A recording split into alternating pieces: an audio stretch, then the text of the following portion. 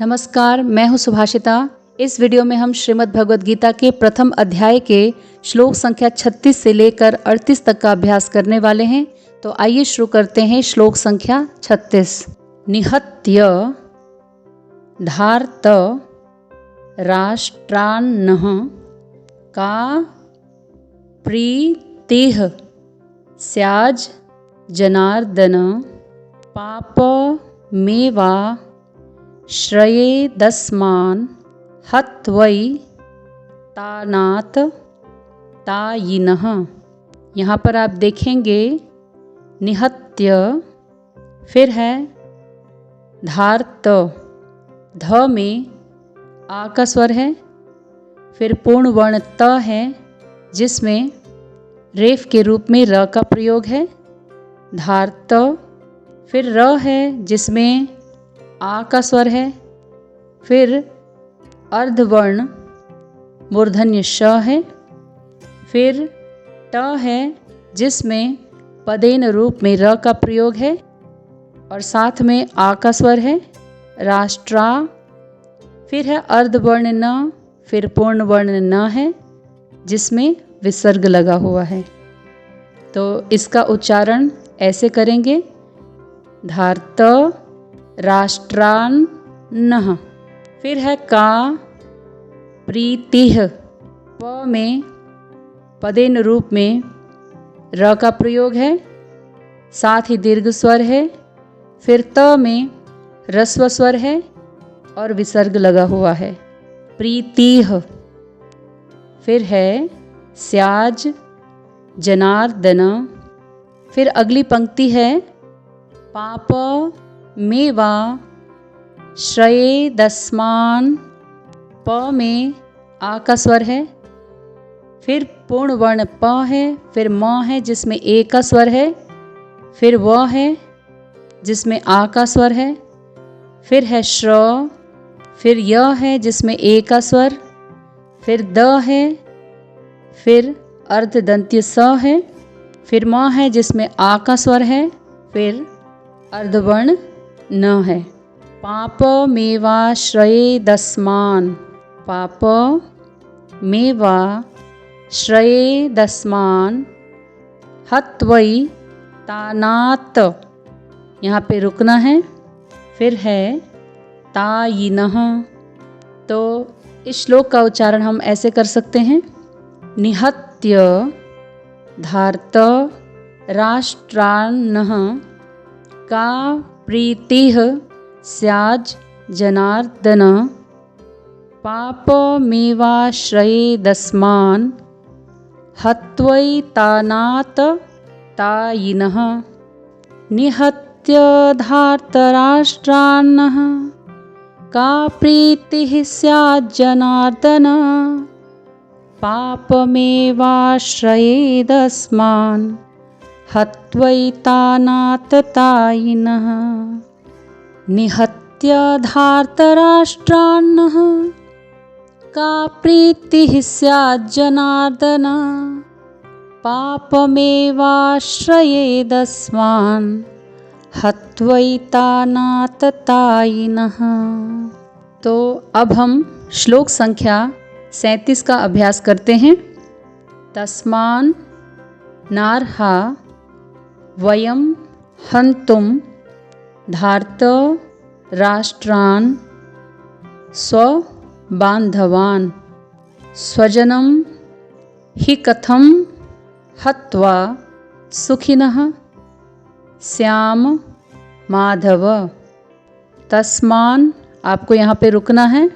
फिर है नार्हा, न में आ का स्वर, फिर ह में रेफ के रूप में र का प्रयोग है, फिर साथ में दीर्घ स्वर है।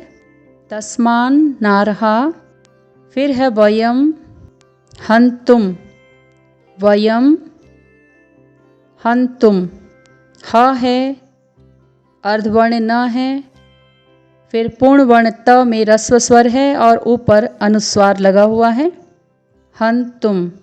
फिर है धार्त राष्ट्रान्, धार्त राष्ट्रान् स्वबान्धवान्, धार्तराष्ट्रान में न के साथ हलंत लगा हुआ है और उसी प्रकार सौबांधवान में भी न में हलंत लगा हुआ है।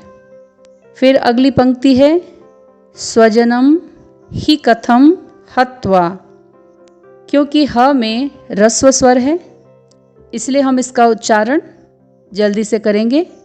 स्वजनम ही कथम हत्वा। फिर है सुखिनः, पूर्ण दंत्य स में ह्रस्व स्वर है, फिर ख में ह्रस्व स्वर, फिर न में विसर्ग है सुखिनः। फिर है अर्धदंत्य स, फिर य है जिसमें आ का स्वर है, फिर म है श्याम माधव। तो इस श्लोक को हम ऐसे पढ़ सकते हैं तस्मान नार्हा वयम हंतुम धार्तराष्ट्रान स्वबांधवान स्वजनम हि कथम हत्वा सुखिनः श्याम माधव। तस्मान्नार्हा वयं हन्तुं धार्तराष्ट्रान् स्वबान्धवान् स्वजनं हि कथं हत्वा सुखिनः श्याम माधव। तस्मान्नार्हा वयं हन्तुं धार्तराष्ट्रान् स्वबान्धवान् स्वजनं हि कथं हत्वा सुखिनः श्याम माधव। अब हम श्लोक संख्या 38 का अभ्यास करेंगे। यद्यप ये ते न पश्यन्ति लोभो पहत चेतसः। यद्यप ये ते न पश्यन्ति लोभो पहत चेतसः कुलक्षय कृतं दोषं मित्रद्रोहे च पातकम्। यहाँ पर आप देखेंगे यद्य, य के बाद संयुक्त वर्ण है द्य, जो कि आपको पता ही है अर्धवर्ण द और पूर्ण वर्ण य के संयोग से बना है यद्य। यद्य। फिर है अर्धवर्ण प, फिर है पूर्ण वर्ण य जिसमें ए का स्वर है, फिर त है इसमें भी ए का स्वर है। यद्यप ये ते न पश्यन्ति प है, फिर अर्धतालव्य श है, फिर है य, फिर अर्धवर्ण न है, फिर त में ह्रस्व स्वर है पश्यन्ति। फिर है लोभो पहत चेतसः। कई लोग पहत को पहत करते हैं, पहत नहीं होता, पहत। लोभो पहत चेतसः।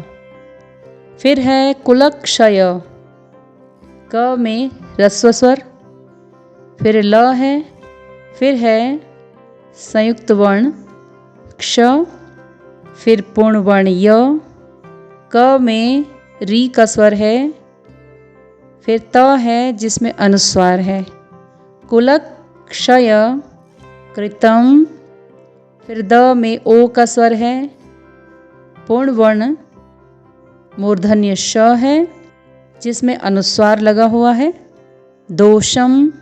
फिर है मित्र द्रोहे, द में पदेन रूप में र का प्रयोग है, फिर ओ का स्वर है, फिर ह है जिसमें ए का स्वर है मित्र द्रोहे, फिर है च, फिर पातकम म में हलंत। तो इस श्लोक का उच्चारण हम ऐसे करेंगे यद्यप ये ते न पश्यन्ति लोभो पहत चेतसः कुलक्षय कृतं दोषं मित्रद्रोहे च पातकम् यद्यप्येते न पश्यन्ति लोभोपहत चेतसः कुलक्षयकृतं दोषं मित्रद्रोहे च पातकम् यद्यप्येते न पश्यन्ति लोभोपहत चेतसः कुलक्षयकृतं दोषं मित्रद्रोहे च पातकम्। तो आज के लिए इतना ही।